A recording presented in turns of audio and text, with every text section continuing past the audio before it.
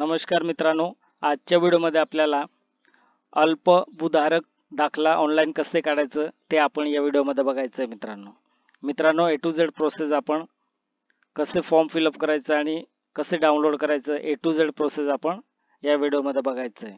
मित्रांनो, तुम्ही या चॅनलवरती पहिल्यांदा आला असेल तर सबस्क्राईब, लाईक, शेअर आणि बेल आयकॉन प्रेस करायला विसरू नका मित्रांनो। चला तर मित्रांनो, आपण व्हिडिओ स्टार्ट करू। मित्रांनो, आपले सरकार ID तुमचे लॉग इन करायचे। लॉग इन केल्यानंतर तुम्हाला असं पोर्टल दिसेल आपल्या सरकारचा। आता आपल्याला कोणत्या ऑप्शन वरती जायचंय? रिन्यू डिपार्टमेंट वरती जायचंय मित्रांनो। या ऑप्शन वरती जायचंय। इथे टॅप केल्यानंतर तुम्हाला सब डिपार्टमेंट दिसेल। आता तीन ऑप्शन दिसणार आहे। रिन्यू सर्व्हिस, आता रिन्यू सर्व्हिस वरती टॅप करायचं आणि आपल्याला स्मॉल लँड होल्डर सर्टिफिकेट, अल्पभूधारक दाखला, मराठीमध्ये काय असतं, अल्पभूधारक दाखला आपल्याला काढायचं आहे। तर मित्रांनो, स्मॉल लँड होल्डर या सर्टिफिकेट वरती टॅप करायचं आणि प्रोसीड बटनावरती टॅप करून द्यायचं आहे। इथे टॅप केल्यानंतर हे बघा, तुम्हाला डॅशबोर्ड दिसणार आहे। असं डॅशबोर्ड मध्ये तुम्हाला सर्व्हिस लिस्ट ऑप्शन दिसते। तर या सर्व्हिस लिस्ट वरती टॅप करायचं। इथे टॅप केल्यानंतर आपल्याला स्मॉल होल्डर सर्टिफिकेट काढायचं आहे, स्मॉल लँड होल्डर सर्टिफिकेट। आता हे अल्पभूधारक दाखला आहे मित्रांनो। तर आपल्याला इथे टॅप करायचं आहे। इथे टॅप केल्यानंतर हे दाखला काढण्यासाठी आपल्याला डॉक्युमेंट काय काय लागणार, रिक्वायरमेंट डॉक्युमेंट। आता कोणकोणते डॉक्युमेंट लागणार आहे आपल्याला बघा। प्रूफ ऑफ आयडेंटिटी एनीवन, एकच डॉक्युमेंट द्यायचं, याच्यापैकी एक डॉक्युमेंट अपलोड करायचे। प्रूफ ॲड्रेस, याच्यापैकी एक डॉक्युमेंट अपलोड करायचं आणि other document anyone, report by तलाठी, तलाठीचे रिपोर्ट तुम्हाला अपलोड करायचे। नंतर मॉडिटरी डॉक्युमेंट, ऑल मॉडिटरी, सेल्फ डिक्लेरेशन्स आणि 7/12/8 नंबर जे असेल तुमच्याकडे ते तुम्ही अपलोड करून द्यायचं आहे। हे डॉक्युमेंट आपल्याला लागणार आहे मित्रांनो स्मॉल लँड होल्डर सर्टिफिकेट काढण्यासाठी। तर आपल्याला कंटिन्यू करायचं आहे फॉर्म ॲप्लिकेशन कसं फिलअप करायचं ते। आता हे बघा, सोल्युशन काय दिले, कुमार, कुमारी, श्री, श्रीमती, सो जे असेल ते तुम्ही सिलेक्ट करायचं। नंतर तुम्ही फादर नेम फिलअप करायचं। फादर नेम फिलअप केल्यानंतर हे बाकी ऑटोमॅटिक येणार आहे। नंतर ईमेल ID द्यायचं असेल तर ईमेल ID देऊ शकता। आणि तुमचं व्यवसाय काय आहे, शिक्षक, लेखक, वकील, विद्यार्थी, शेतकरी, शेतमजूर जे असेल ते तुम्ही सिलेक्ट करून द्यायचं आहे। आधार नंबर फिलअप करायचं आहे। तुमचा आधार नंबर फिलअप केल्यानंतर ॲप्लिकंट ॲड्रेस, जो अर्जदार असेल त्यांचा ॲड्रेस द्यायचा आहे। ॲड्रेस दिल्यानंतर डिस्ट्रिक्ट सिलेक्ट करायचं आहे, तहसील सिलेक्ट करायचं आहे। नंतर तुमचं विलेज सिलेक्ट करायचं आहे। हे सिलेक्ट केल्यानंतर पिन कोड, आता पिन कोड द्यायचे।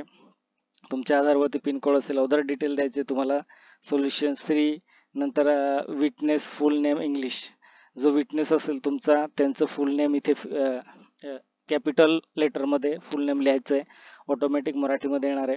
हे विटनेस ॲड्रेस द्यायचं आहे, जो विटनेस असेल त्यांचा ॲड्रेस द्यायचा आणि ग्रुप नंबर, सर्वे नंबर द्यायचे तुम्हाला।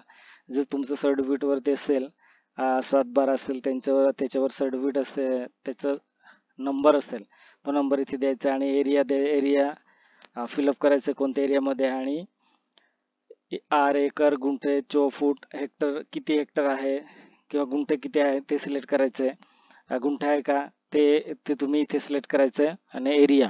नंतर आपल्याला डिटेल ऑफ लँड, सोल्युशन हे बघ, डिटेल ऑफ लँड द्यायचं आहे आपल्याला, मग name of the owner of the land English, जो ओनर असेल त्या जमिनीचा ओनर असेल त्यांचं नाव फुल नेम कॅपिटलमध्ये लिहायचं आहे।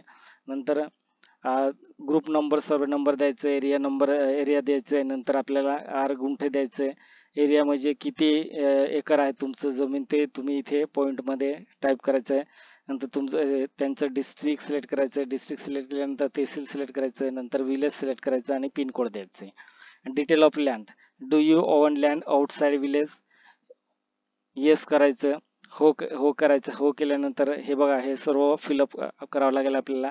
आउटसाइड विलेज नाही म्हटलं तर आपल्याला काहीच फिलअप करण्याची गरज नाही मित्रांनो। आणि सेव्ह करायचं आहे, समावेश मीन्स सेव्ह करायचं। सेव्ह केल्यानंतर तुम्हाला ऑटोमॅटिक अपलोड डॉक्युमेंट या ऑप्शनवरती येणार आहे, 2 नंबरच्या ऑप्शनवरती। आणि जे रिक्वायरमेंट डॉक्युमेंट मी तुम्हाला सुरुवातीमध्ये म्हटलं होतं कोणकोणते डॉक्युमेंट अपलोड करायचे, ते डॉक्युमेंट तुम्ही अपलोड करून द्यायचं। अपलोड केल्यानंतर शेवटी तुम्हाला पेमेंट करायचे, 33 रुपयाचं पेमेंट केल्यानंतर तुमचं फायनली ॲप्लिकेशन सबमिट होऊन जाणार आहे। मित्रांनो, चॅनलला सबस्क्राईब केलं नसेल, RTO ऑनलाईन या चॅनलला सबस्क्राईब केलं नसेल तर सबस्क्राईब करून घ्या मित्रांनो. आणि जास्तीत जास्त करून तुमच्या नातेवाईक असेल किंवा मित्र असेल त्यांना रेसिडेंट्स हे सर्टिफिकेट काढायचं असेल तर ते इझी काढू शकता मित्रांनो. व्हिडिओ आवडला असेल तर सबस्क्राईब, लाईक, शेअर आणि बेल आयकॉन प्रेस करायला विसरू नका. जय हिंद, जय महाराष्ट्र.